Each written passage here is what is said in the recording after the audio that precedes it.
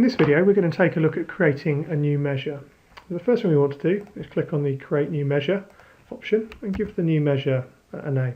So in this case we're going to have a look at incidents logged per month, and we could give a description for that.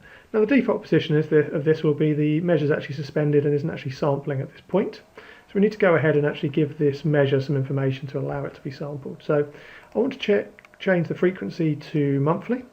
I want to do a simple count. Obviously I could do sum, average and percentage type aggregates, but I'm just going to set that to a count. What I also want to do now is define the amount of monthly counts that will appear on the scorecard once we've sampled the data, and equally the amount of months of sparkline values that will appear in the trend line that's on here. Equally now I can go ahead and define actually how far back I want to have a look at this sampled data. If I left this value as 0, it would start from the current month. If I want to look back the previous 12 months, then I can set that accordingly.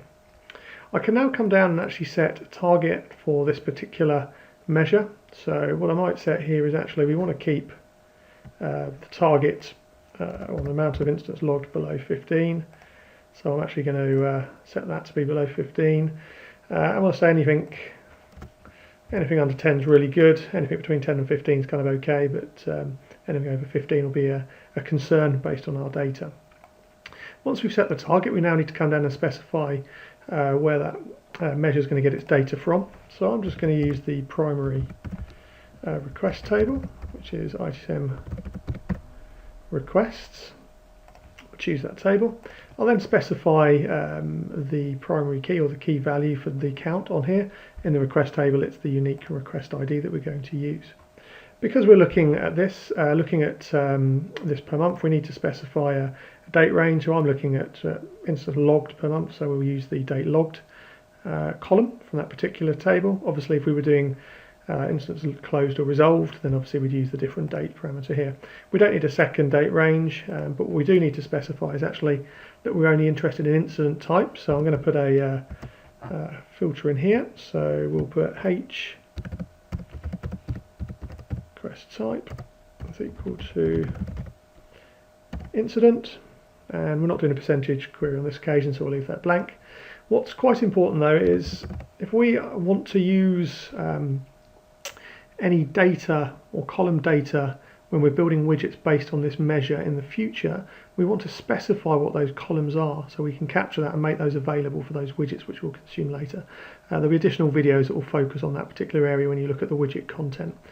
But I'm interested in the date logged, so we'll retain the date logged field. We might also be interested in the category name, we might be interested in the site, and we might also be interested in the team which owns these tickets. So we'll select team on there. Once we've created all of that data, we're ready to actually save and create that measure. Once that measure is then created, we can go ahead and actually kick off the sample, or we can just test the measure to make sure that we've defined that correctly. But I'm confident that we have on this occasion, so I'm just going to go ahead and resample the selected, and that's now going to go ahead and start sampling the data. If we come back up to the list of measures, we'll notice at the bottom here that our instance logged per month is now resampling, and in due course the 12 previous months values will populate the scorecard and the sparkline as they have done for the existing measures that have been defined previously.